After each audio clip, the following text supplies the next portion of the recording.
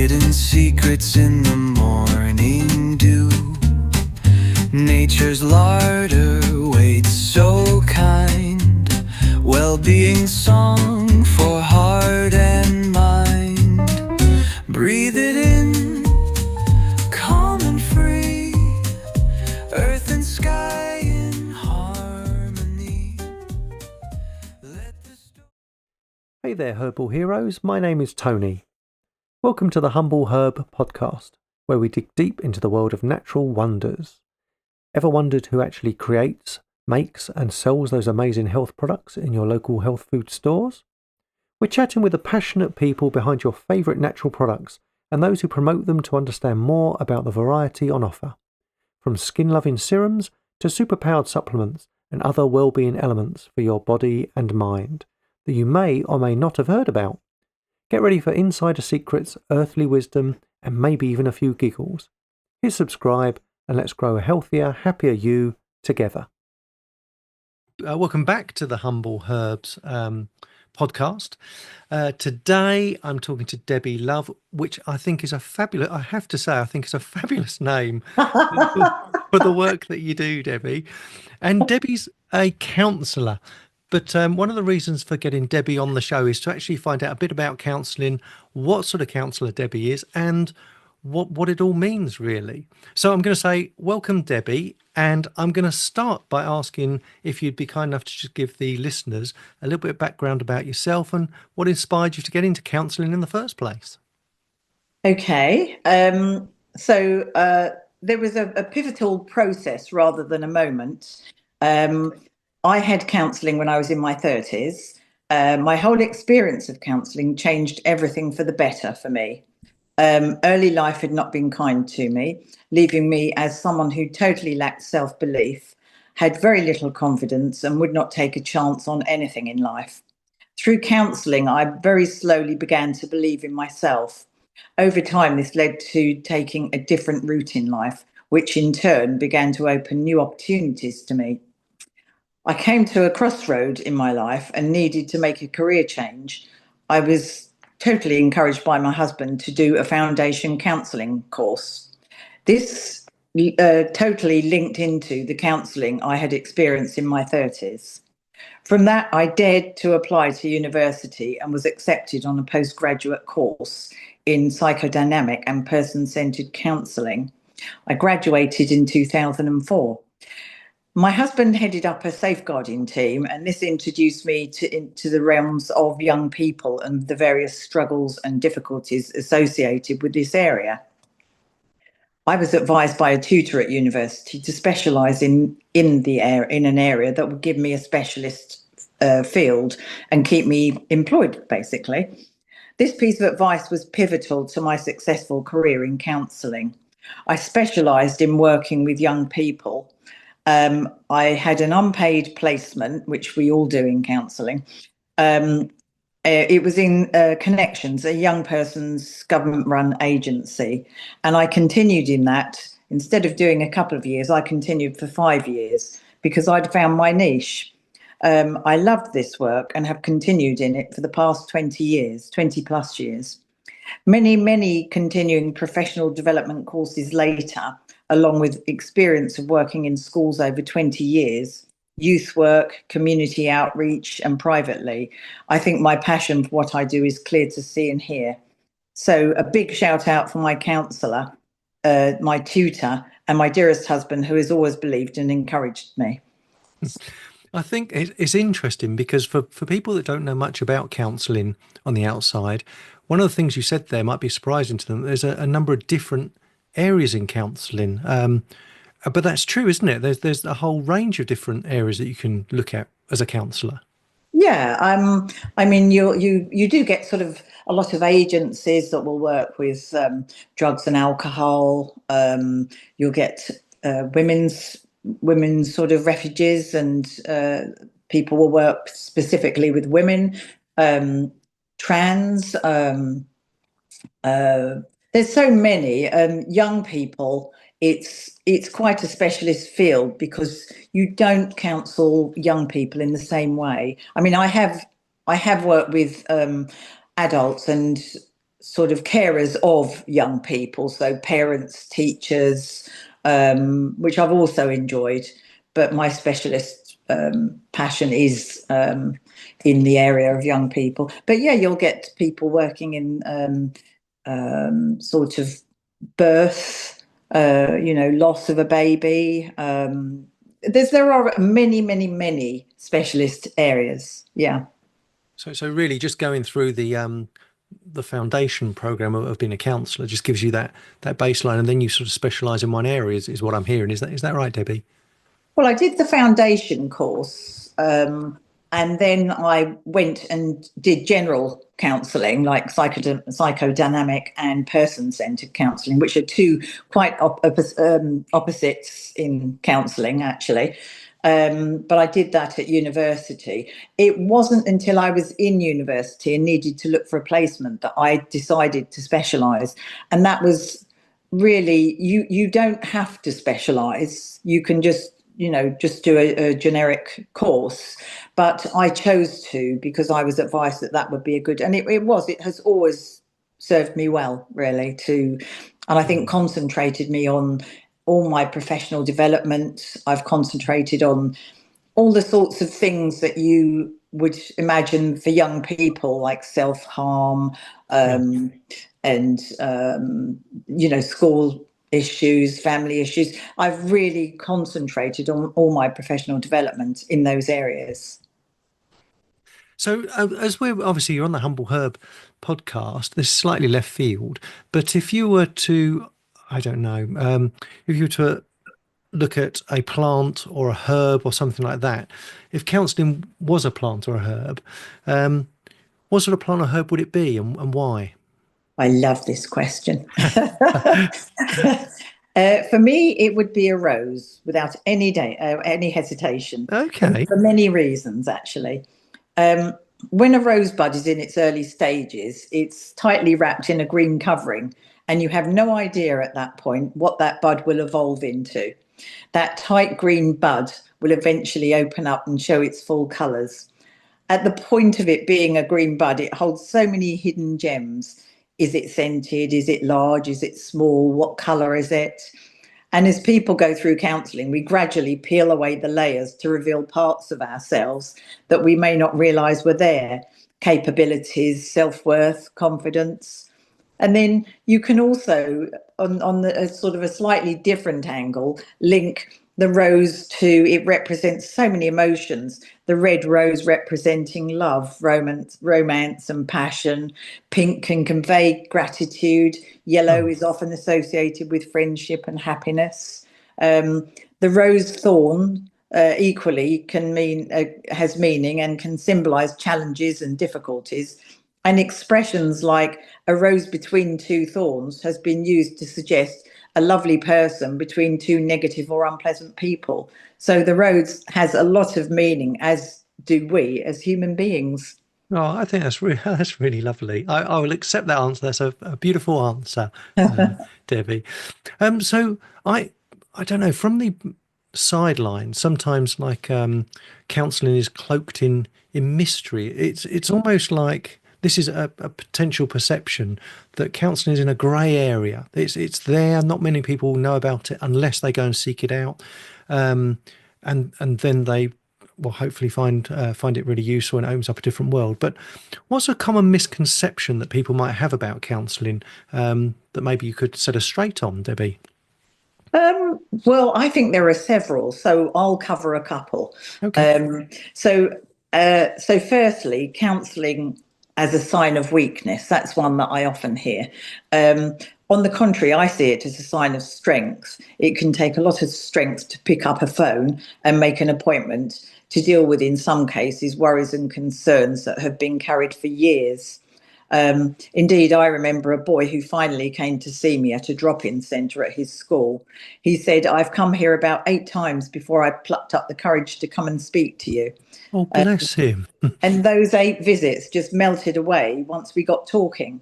And adults can also find the idea of counselling very scary. It's often unknown and can be quite daunting. They'll often think about contacting someone many times before actually making that initial contact by phone, email, or through my website. I'll usually have an initial phone call. And so this is me, and I'm not saying all counsellors are the same, but I like to have an initial phone call to address any worries or concerns that people might have. And I don't charge for that. I just like to do that to try and calm the situation down. And this generally allays many worries people have and successfully helps to move on to the next step. So that's my first one. And my second one is counselling is only for big problems. And often I would hear this at school, actually, with the young people that well, I don't think I've got a big enough problem to come and see you. And counselling is for all, no matter how big or small the problem may seem. If someone is struggling with the discomfort of carrying something that is bothering them, we as counsellors do not measure individual issues on a scale. Counselling can help to unravel and make sense of something, leaving the person feeling in a much better place to get on with life. I often find someone will come with a problem they've never spoken about before, and they've never spoken to anyone because they think that they're the only one to have this problem, and therefore it's unfixable, often thinking, am I the only person with this odd problem? For an example, I've seen many young people who are pre-autism or ADHD diagnosis, and they'll often feel misunderstood by others and don't understand why they feel different to others. In counselling, you'll be heard, not judged. You'll be shown empathy and understanding and have someone to work with you as you progress through these concerns and find a way forward. But I can understand why people think counselling is only for big problems, because with the current situation with the overstretched NHS mental health services, people are often signposted elsewhere for help, leaving them feeling their problem was not big enough. So I suppose I'm talking from a private counselling, but I saw a lot of this when I worked in school. I mean, just listening to you there, is it fair to say that if people, I'm going to try and, I suppose my question is quite general really, but if people have a particular issue and they carry it through school, college, university, whatever it is, early life, let's say, is it always with them, Debbie? I mean, at some stage people come along that have been carrying stuff for a long, long time that needs to come to the surface. Well, I suppose I kind of have always linked it to a plant. So if you get a young plant and it's not being watered, so its needs are not being met, you don't water it and it starts to wilt and slightly go off course. Of course, it doesn't grow upright anymore, but suddenly you start to give it food and you give it water and it starts growing up. You will always be able to go back to that point where it kind of went off course. So I think it's like, if you don't, it's dealing with things early on is the better way. I always think prevention is better than cure. Of course. But do they, I think for as long as they're dealing with that, it will influence how they're dealing with things. Depending on what sort of problem it is. So it will always kind of be there, and it might escalate. You might add to it because you're perhaps going in a direction that may not benefit you all the time, but you keep making the same mistakes. But you're not really aware of why. You're not making those links and understanding why you're doing this, but getting very frustrated that things keep going wrong in the same way. So for a lot of people, yes, it can carry on through life. But I do think that you can start to, I mean, I suppose as an example, I had a lady who came to see me and she was in her mid-30s and she had many breakdowns of relationships, not just, her boyfriend, also with her jobs. It was affecting many areas in her life. Okay. And suddenly she came to a halt where she lost her job, she lost her boyfriend, or it just wasn't working. and she came to see me, and we took it right back to where it seems that the problem started, which was when she was 15. And we unraveled it, and she really made progress, and she got on with her life. She went off, she got a job, she got a boyfriend, they moved in together, things went well. And later on, something else went wrong, and she came back from miles away. But because she could see that actually we'd undone something, we'd completely gone back to the beginning, unraveled it, and then made some sense of it. And that took her forward in a much better way. She wasn't making those same mistakes anymore. Oh, that's really nice, and it must be quite nice for you as well to experience when you hear, because I guess some of the time people leave you and you don't know if it's, your service has worked or not. They just disappear, I suppose. They go, right, I'm fixed, I'm not coming back. But just on that point, I mean, what's one of the most rewarding aspects of the work that you do, Debbie? Well, okay, so I think the trust that people put in me to go on that journey with them while they open up their deepest, darkest secrets, which in some cases have not been shared with anyone before. So this is rewarding, and it makes me feel like it's a total honour that they have trusted me. To be allowed on their journey, to sit with them as they face their fears, and it can be very fearful, is to become a very privileged part of their growth and progress. For me, it's seeing someone who is struggling with something in their life, finding a new path or way forward. And metaphorically speaking, it's like watching a bird learning to fly. When they first come to see me, their wings already exist, but they're not flying. It's wonderful to gradually witness them fledge the nest and not just fly, but to soar high into the skies. It's wonderful. That's really nice. I mean, if I'm sitting at home at the moment, obviously listening to this podcast and some of the things you've got to say, and it's starting to resonate with me, but I might be hesitant about trying counselling or knowing who to speak to about this. What's one sort of gentle encouragement that you might offer or suggest to someone? I would ask what their hesitations or concerns are. Then I would try and answer those concerns or worries.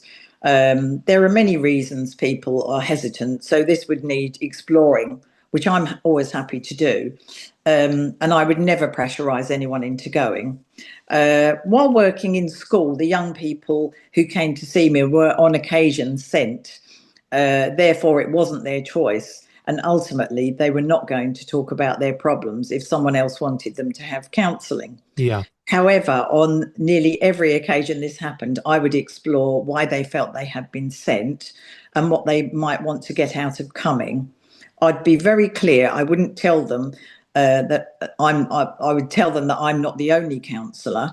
But if they would like to consider doing this with someone else, I'd help them to find someone suitable to them. I would also totally support them if they didn't want to see me, which would also, that can also happen.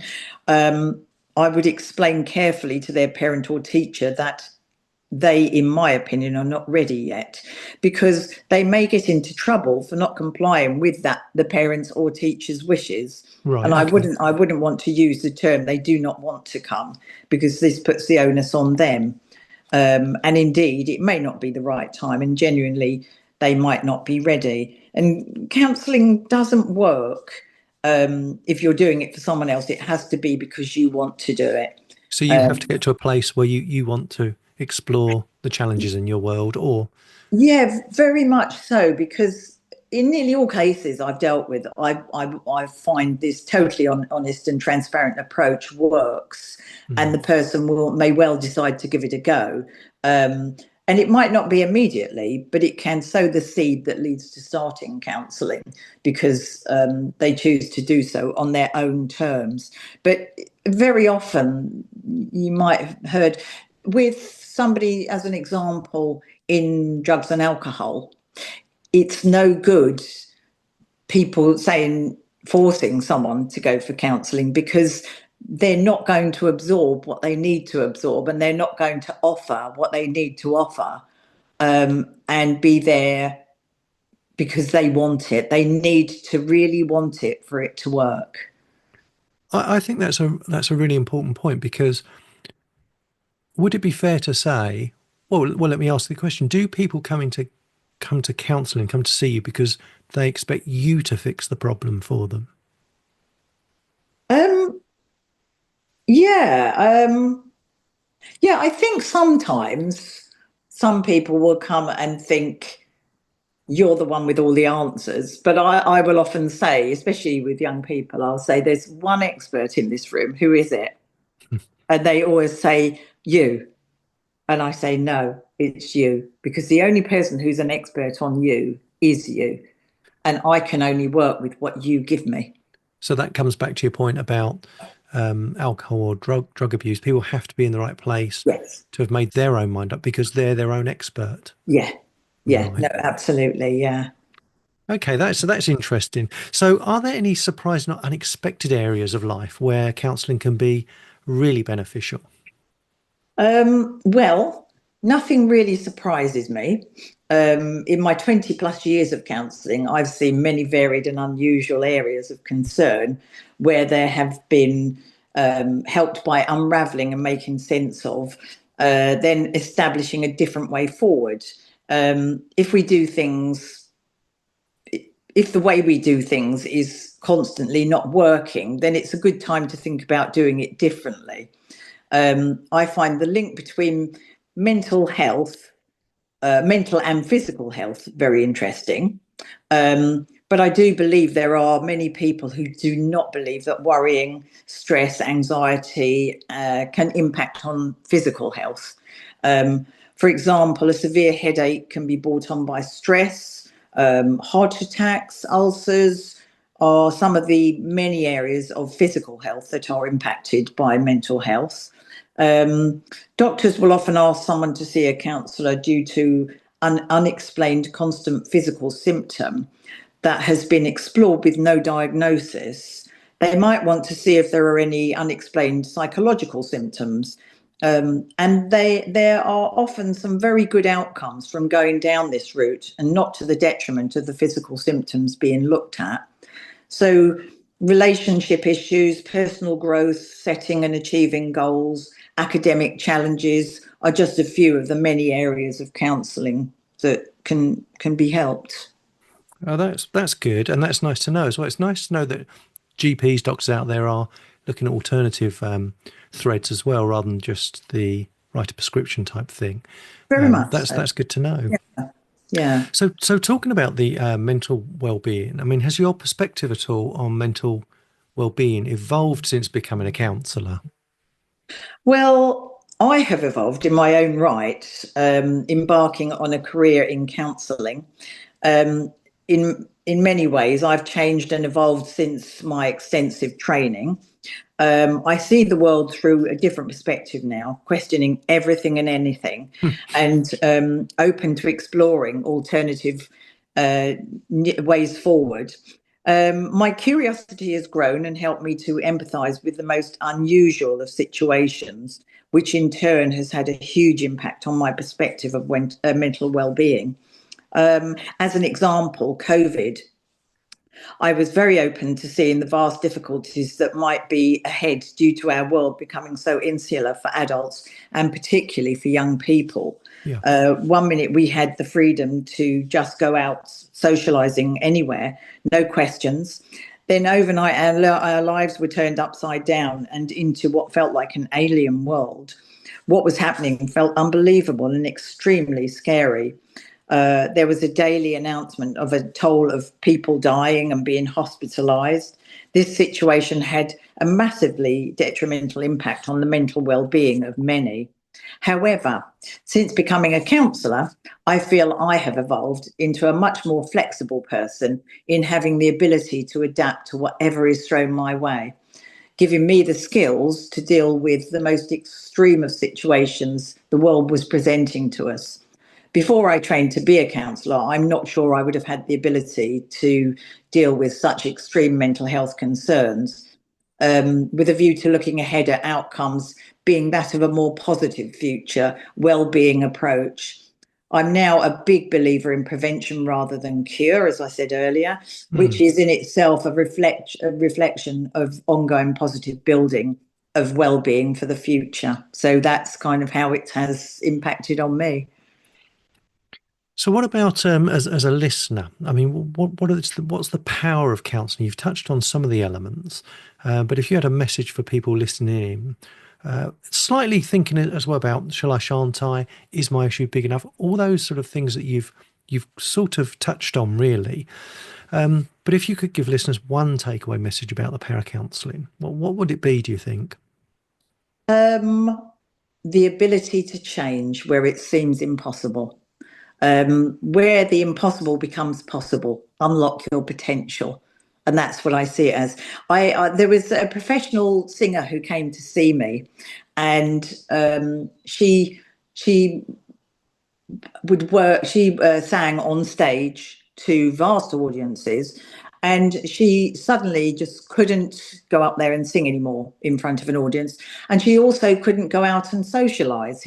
Everything had closed down for her. Well, I never. We worked for 6 weeks, and in 6 weeks she came and she was so determined to change things. So she did believe in the impossible, and actually at the end of those 6 weeks she was back on stage and she was out socializing again. So that to me is the power is the ability to change, and where it seems impossible, the impossible becomes possible. I'm just taking that in, really. It's quite nice, isn't it? Someone once told me the mind works best like a parachute when it's open, and it's so true, isn't it? I mean, if you're Absolutely. open to change and open to taking some time out for yourself and sitting with someone, Yes. well, anything can happen, can't it? Yeah, no, absolutely. I think I can see the difference with people who come who are really open to and really want to look at change, to those who, sometimes it's a real kind of battle. But then, sometimes people are holding on to things that are like habitual. It's been going on for years, and it's hard to make that change because they hold on to them for safety. Hi, everyone. Just interrupting the show for a second, so please bear with me while I introduce today's supporters of the show, Cozy Earth. And that's Cozy with a Z, Cozy Earth. Now, Cozy Earth have basically got an incredible store over in the US. They ship worldwide, and they tend to focus on luxurious items. So they deal a lot with bamboo. So they've got women's clothing, they've got bath collections, premium bedding, and their bamboo bedding is luxurious, cooling, sophisticated. And the same with their pyjamas as well, the bamboo pyjamas. But anyone, just for being a Humble Herb listener today, we can offer you an exclusive 41% discount if you decide to take a look at their website and purchase anything. So to do this, you just have to go to Cozy Earth, remember that's with a Z, cozyearth.com/discount/the Humble Herb, and that will get you a 41% discount. And it also helps to support the show as well, which is great. But anyway, I'll put the link in the show notes so you can check it out if you wish to. But there's some great stuff over there, so I urge you to take a look. Anyway, thanks for that. Good luck and happy shopping with Cozy Earth. I'll get back to the show now. Just going off at a tangent, Debbie, do you think counselling, therapy, whatever you'd like to term it, is becoming more accepted in the UK? Because historically it was very much, stiff upper lip and make do and carry on, all that sort of thing. But a lot of people I speak to now don't blink an eye when they talk about being in therapy or having counselling. I mean, is that fair? Do you think the perception's changing? Definitely. I see, definitely men used to be so opposed to going to, saw it as a huge weakness. But working in the school, my last school I've just finished at, 17 years I worked there for, and boys at first would struggle to come, but by the time I'd finished, I had one student who came in and he said to me, "This should be on prescription." I'm So inclined to it, agree.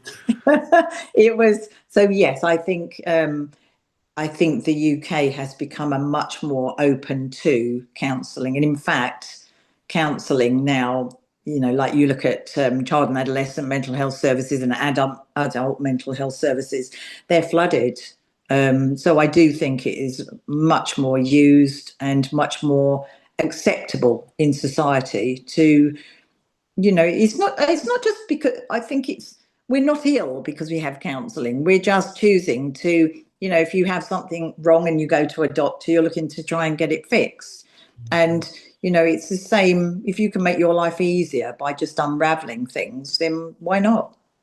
Do you know, I think one of the beautiful things about some of the people that I get to speak to is there's not really any downside from doing something natural or genuine or talkative. That the worst that happens you're in no different a position. But isn't that a great thing to try before picking up a prescription? Maybe Yeah. in my mind, I think it's a fab option, really. Yes, I think, kind of going to bed, peace of mind at night, not churning something over and over and over, the same thing. Yeah, I think, yeah, I mean, obviously, I'm totally a believer now. But I think that people who haven't tried it, and in fact, someone a male in my own family, the last person you would have thought would have got counselling was actually telling another relative, "You need to go counselling." No, that's a Yeah, beautiful thing, yeah, Debbie. yeah, yeah. That's a So beautiful thing. Well, just talking of that, what about what's a skill or quality that you've developed through counselling and obviously the journey you've been on that has positively impacted on your own life? I would say empathy. Developing my empathy skills has helped me to have a much better relationships by understanding and validating others' emotions. That in turn has helped to foster much deeper and more meaningful relationships, particularly within my family and friendship circles. I think with empathy, you learn to listen and rather than jumping in, you're listening and empathizing, and it's so well received by others. They feel heard, understood, appreciated, and loved. And I don't have to agree with everything to empathize. I can understand, but I can hear, but I don't have to agree. And I think another thing I learned was agreeing to disagree, but respecting someone has a right to a different point of view has taken me so much further. Oh, that's a nice answer. I Yeah. like that. Um, what do you think was a question you wish more people would ask about counselling? Anything. Anything they want to ask but dare not. I just would wish they would ask. Um, and this often happens in counselling. They will hold on and I've done it myself. When I was doing training and when I had counselling earlier. Um, this holding back on wanting to ask a question um, can I remember challenging my own counsellor once. I realised when she was very pleased I had finally stood up for myself and questioned something rather than passively just agreeing, Okay. that I had just taken a massive step forward. And this took strength, courage, and anger, all sort of emotional. But I finally got there and realised I didn't have to be angry to question something, and I felt so free. This was pure growth and progress for me on my counselling journey, and I want this for my clients. But I know that they will only get there when they are ready to do so. So patience as well. Yeah, that's fair enough, isn't it? That's fair enough. Yes. So, can you paint a picture of the diverse range of individuals who might seek to support through counselling? I mean, is it a range? Is it a particular type? Well, my immediate response to this question is everyone and anyone, from young to old. I could give you a list, but anyone who is not on that list might feel that it doesn't include them, which is why I would say everyone and anyone. So I can name a few, but this should not exclude anyone. So as an example, there are a wide array of individuals that may seek counselling, including those experiencing mental health challenges like depression or anxiety, those facing life transitions such as grief, divorce, or job loss, and those dealing with relationships difficulties or addictions. People from diverse and varied economic backgrounds like education, job types, and incomes, genders, age groups, varying physical or mental abilities. All of these and many, many more can and do benefit from counselling. And in essence, anyone who is experiencing distress, struggling with challenges, or seeking personal growth may find counselling a valuable tool for improving their well-being and navigating life's complexities. Therefore, the picture I would paint would be all inclusive, bar none. That's really nice, isn't it? And I think something you said earlier, which resonates, is the fact that it's a very non-judgmental. It's crucially non-judgmental as a service that you provide, isn't it? So anyone that rocks up with anything that's on their mind, that's fine, isn't it? Yeah, it is. Usually I find that people will come with one thing, but very often that's not the main thing that they're ultimately going to end up exploring. Yeah, so I think, and I also think it's not about, it doesn't, I think some people think, well, there has to be something wrong or something dreadful. But for some people, it's just like something, my life just doesn't feel like it's going along as I think it should. And I want to explore, is there anything I can do differently, you know? And I think also that counselling opens up the possibilities to anything, to changing and sort of finding in within yourself Well, so just on much that, Debbie, more. if I come along to see you, do I have to come for 10 sessions or 20 sessions, or can I just come and see you once, or how does that work? Absolutely, absolutely. Some, you know, there are no. I can't. It's not for me to make that judgment. Right. I will obviously. I can see when something's going to be long-term work, and we might discuss that. I'll always be honest.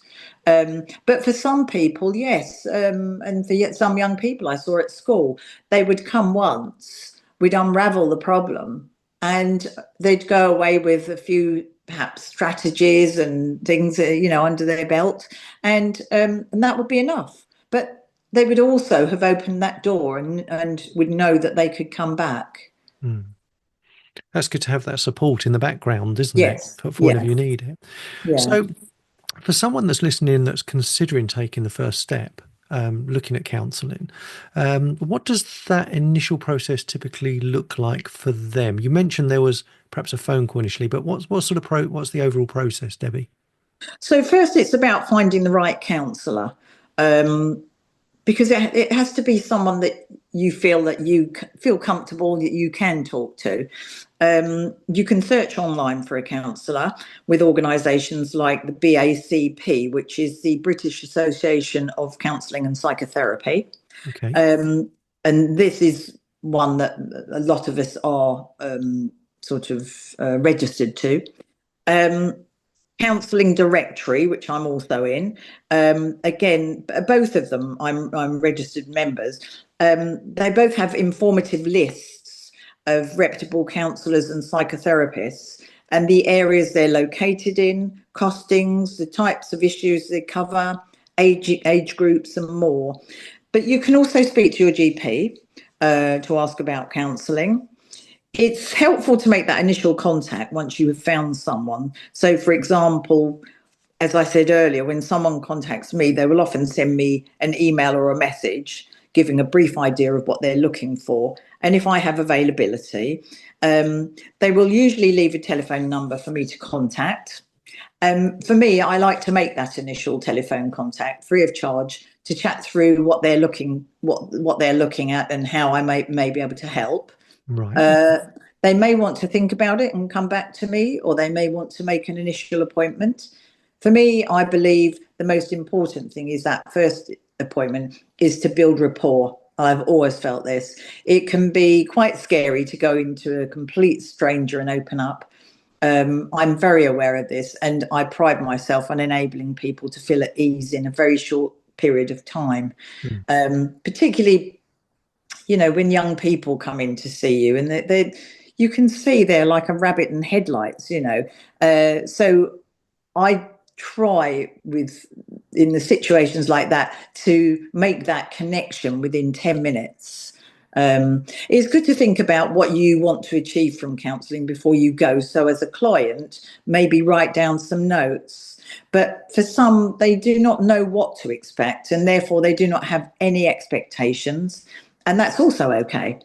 My job as a counsellor is, in that first session, is to help explore some of this in a non-judgmental, empathic way, and try to establish what goals you may have or what you want to achieve from coming.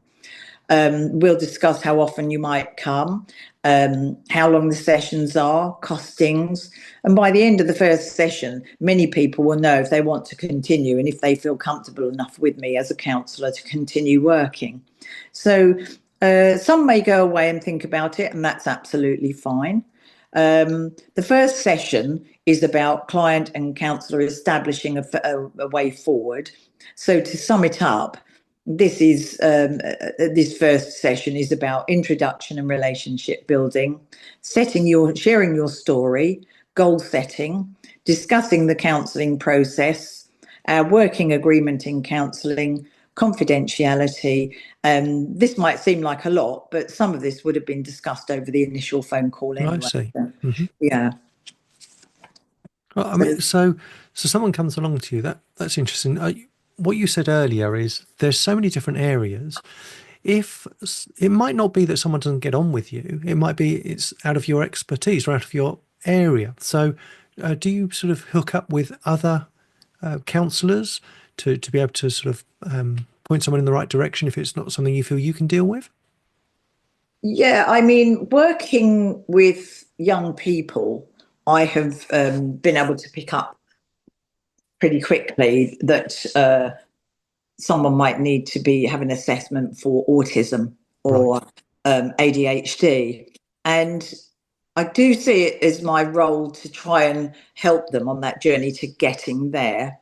When I was at school, it was I would sort of connect with certain psychologists, psychiatrists, and we would sort of, they might contact me to say, with the permission of the client, to say, why do you feel this? And then they'll put together their information and my information. But yes, so it would be a case of referring on, because I don't diagnose. Right, I've got you. So it's Yeah. working So with a whole range of professionals together.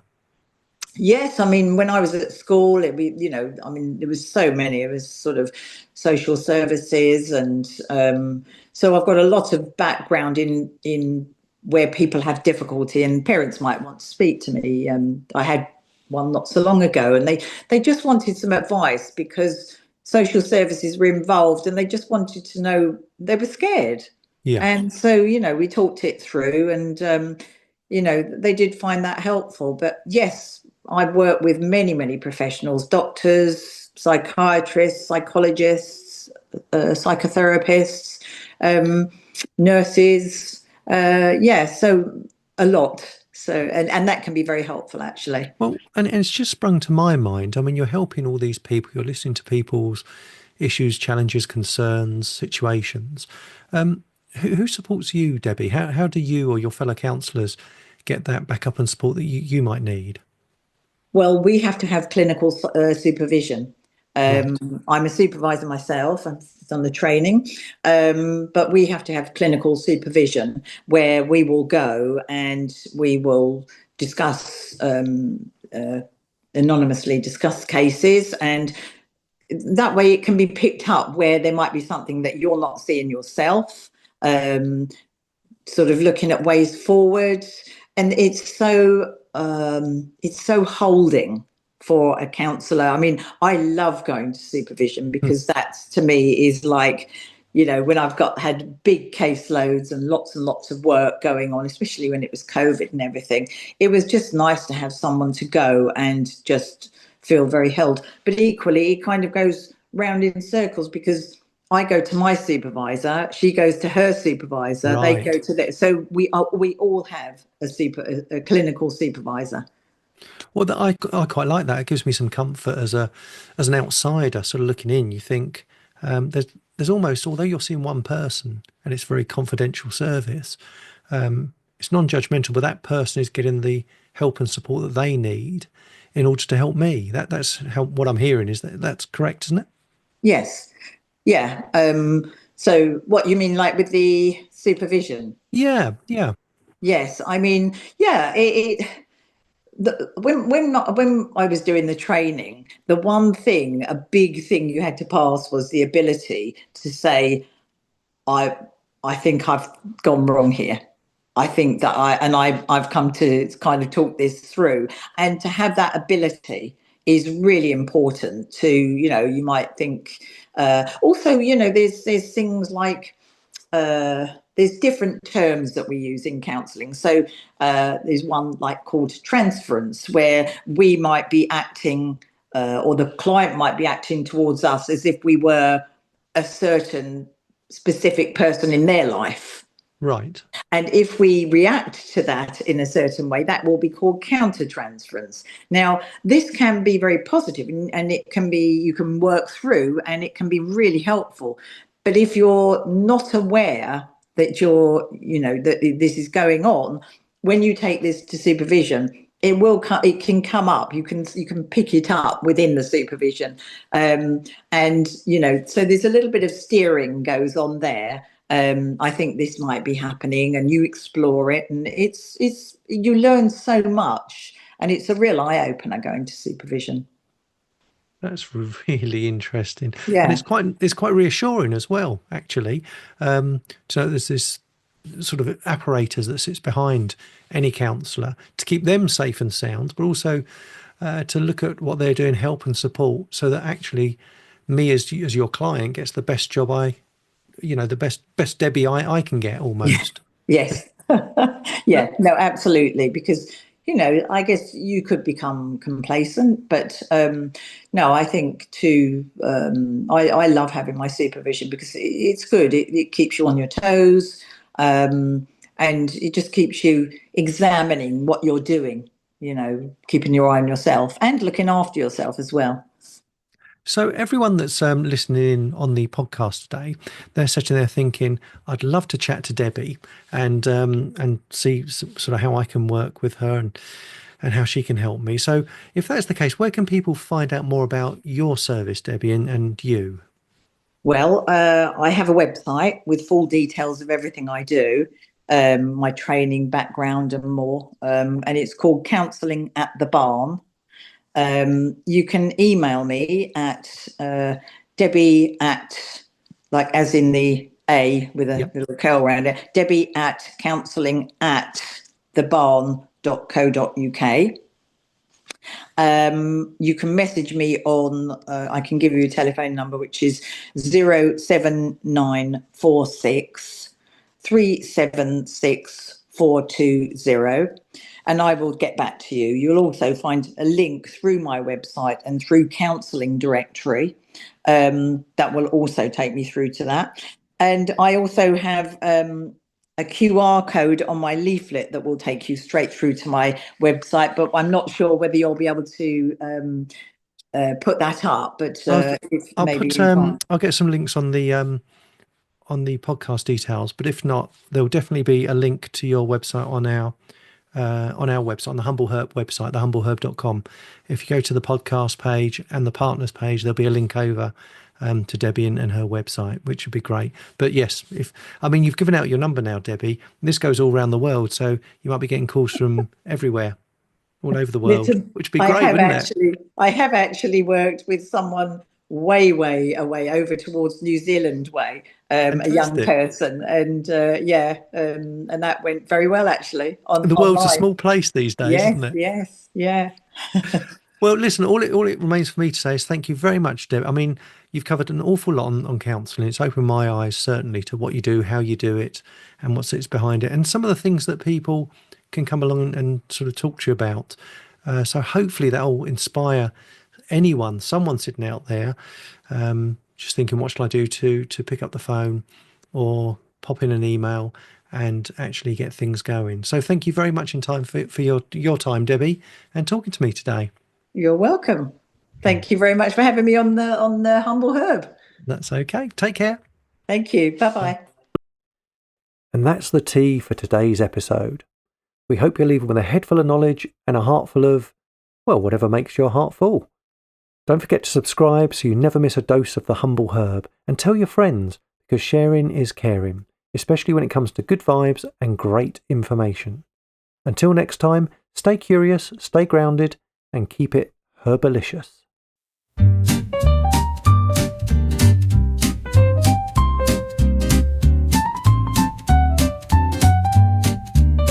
The humble herb, it speaks to you. Hidden secrets in the